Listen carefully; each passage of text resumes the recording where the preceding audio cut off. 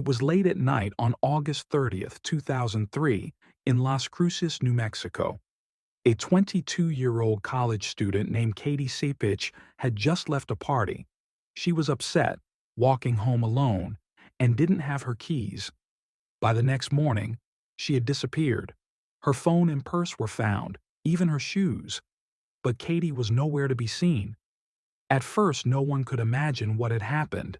But the truth that would come out in the weeks and months that followed shocked everyone, her family, her friends, and the entire community. This is Katie's story.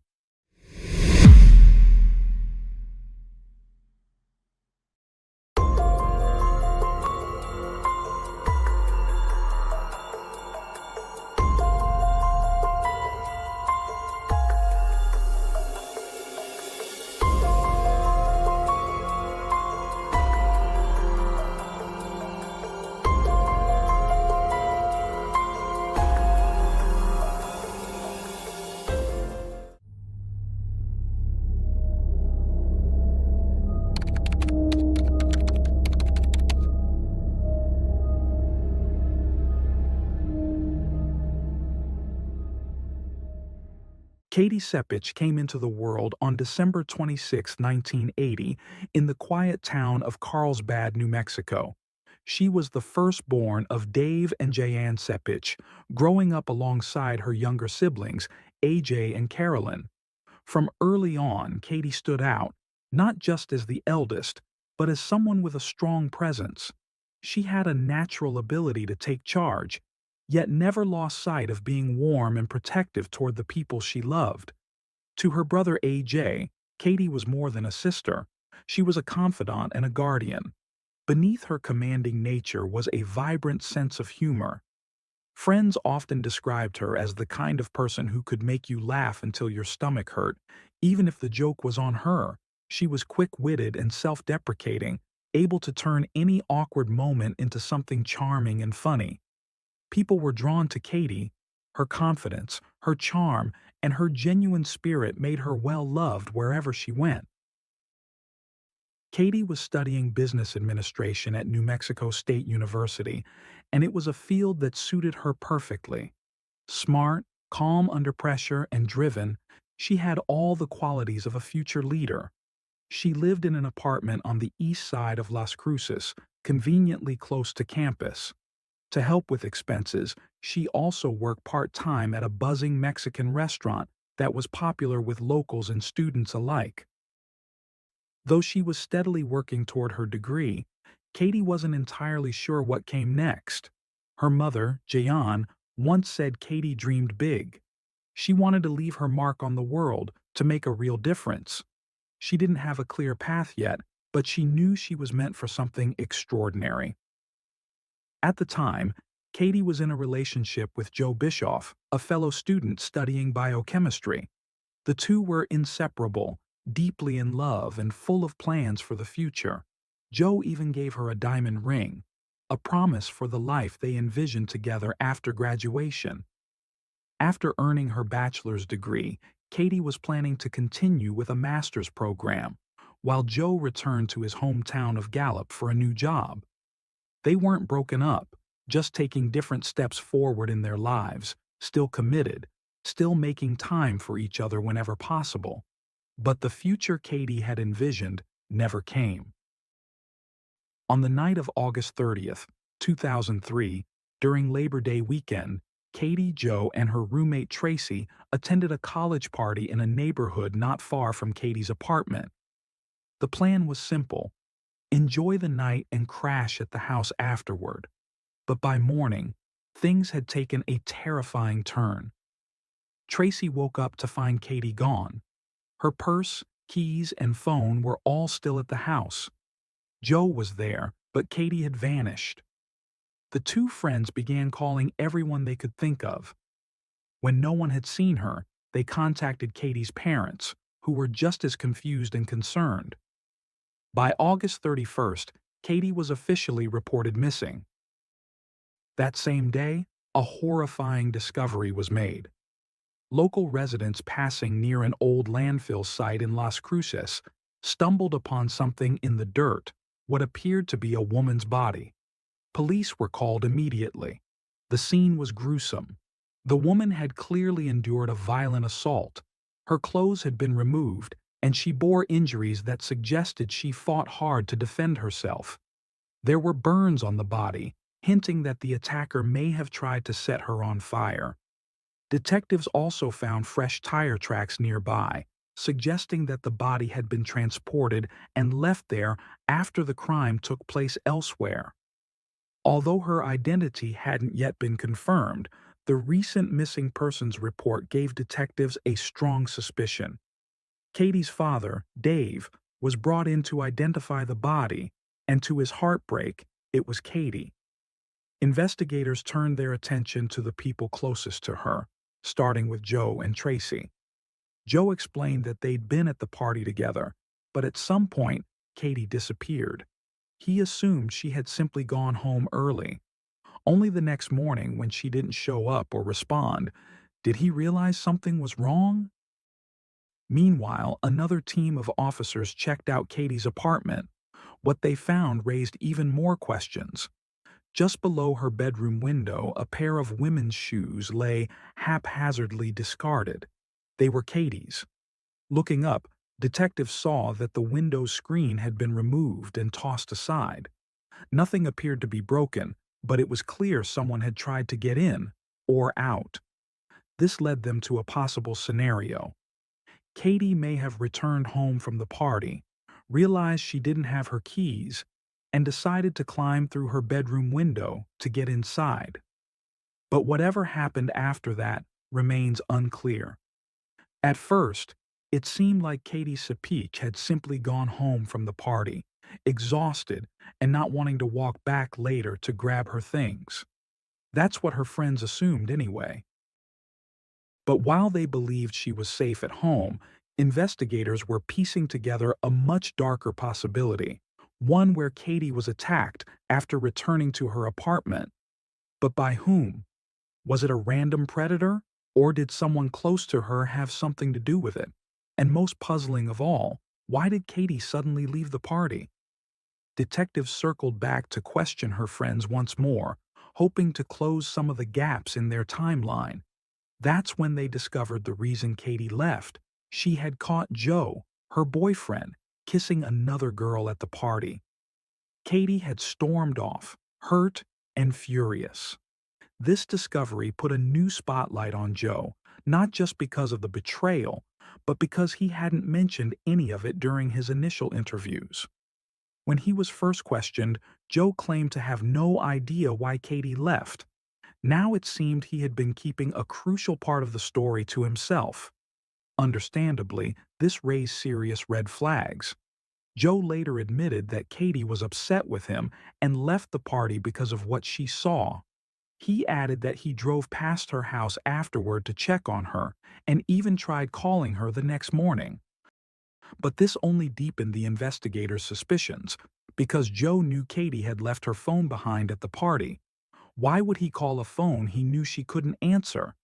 To the detectives, it seemed like Joe might be trying to craft a narrative, and they began considering the possibility that he was involved in Katie's death.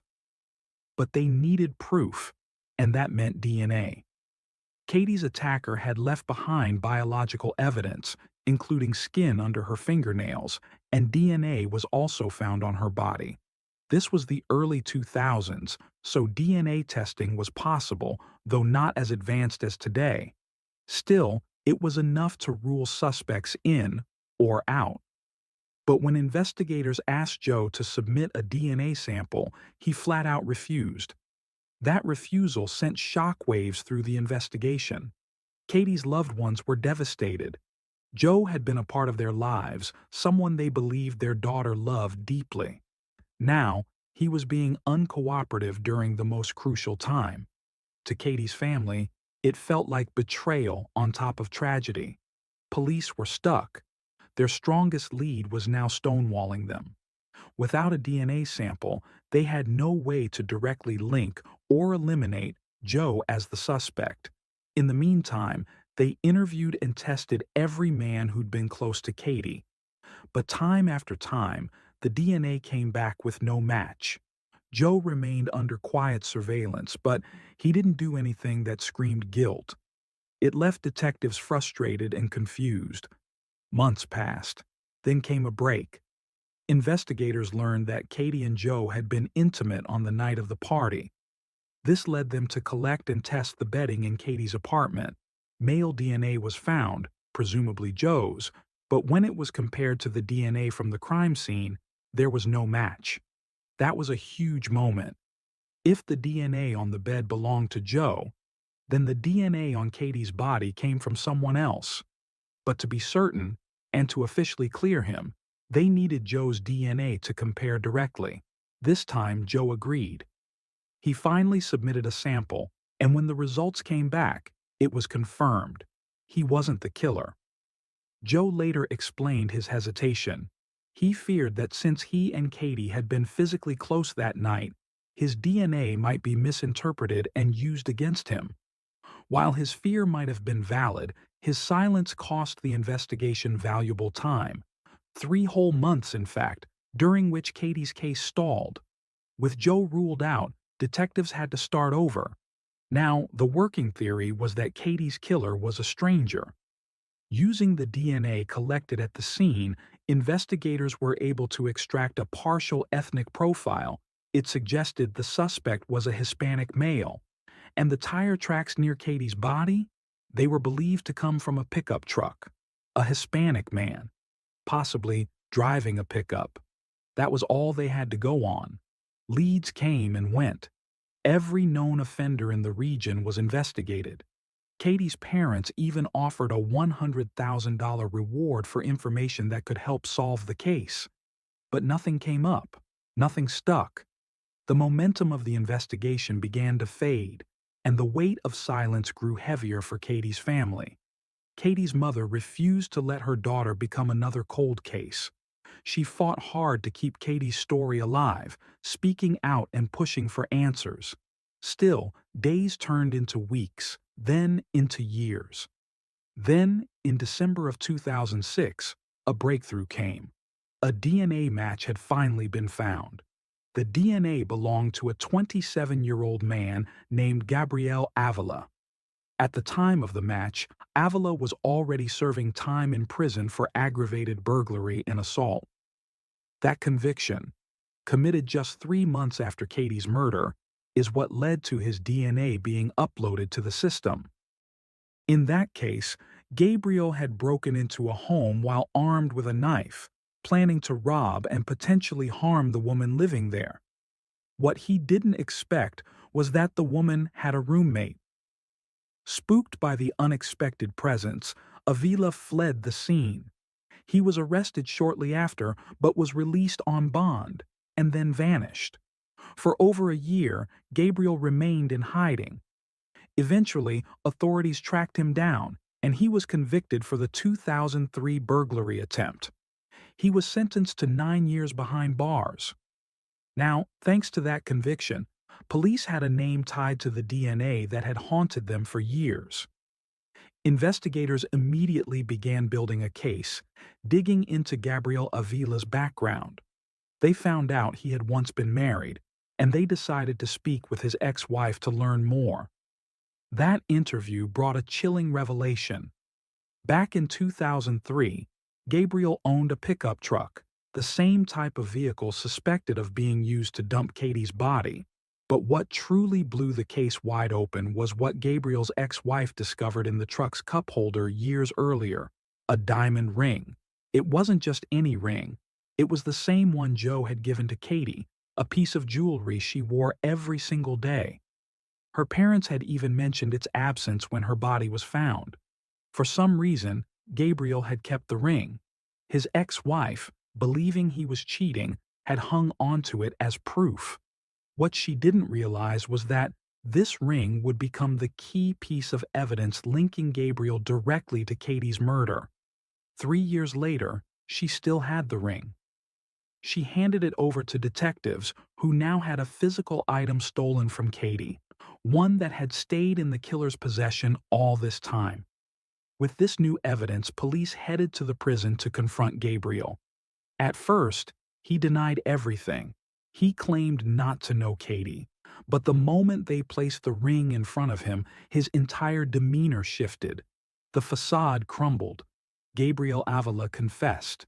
He told investigators he had never met Katie before that night. He had been driving around Las Cruces in his pickup truck when he nearly hit a young woman walking along the road, Katie. He offered her a ride home, but she declined and kept walking. That should have been the end of it. But instead, something dark inside Gabriel took over. He followed her. Katie had forgotten her keys and was trying to get back into her apartment by climbing through her bedroom window. That's when Gabriel attacked. He crept up behind her and dragged her to the ground. Katie fought back with everything she had, even scratching him in the struggle. But he was stronger. He overpowered her, sexually assaulted her, and then took her life. When asked why he didn't walk away after the assault, Gabriel said he was afraid Katie would report him. Afterward, he loaded Katie's body into his truck and drove to the landfill, where he tried to destroy all evidence by setting the scene on fire. But the fire didn't burn long enough or hot enough. Whether it was the wind or insufficient fuel, the flames died out and left behind the very evidence that would one day catch him. In December 2006, Gabriel Avila was officially charged with the assault and murder of Katie Sepich. He pled guilty. The court sentenced him to 69 years in prison, on top of the 9 years he was already serving. For Katie's loved ones, the news brought a mixture of relief and heartache. The person responsible was finally behind bars, but it had taken 3 agonizing years. And during that time, he had attempted another violent crime. Her family wasn't content to let that be the end of it. They turned their grief into action. Katie's parents began pushing for change.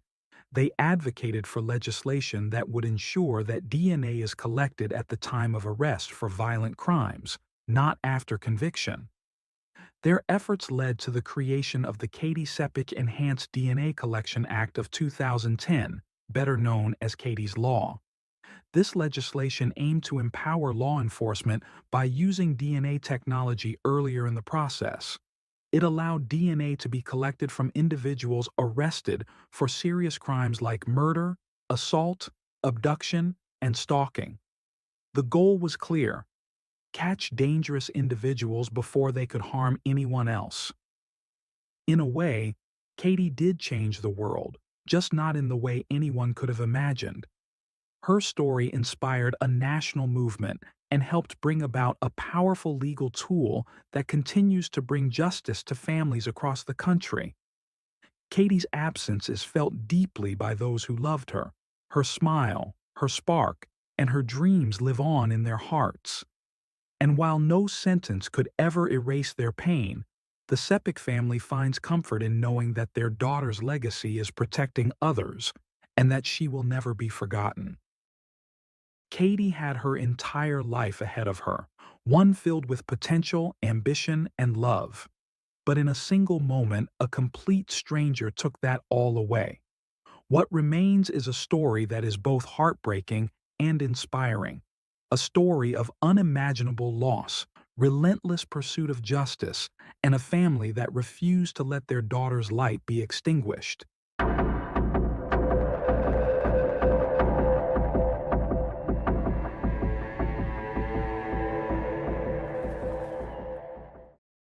Thanks for tuning in to Unreal True Crime.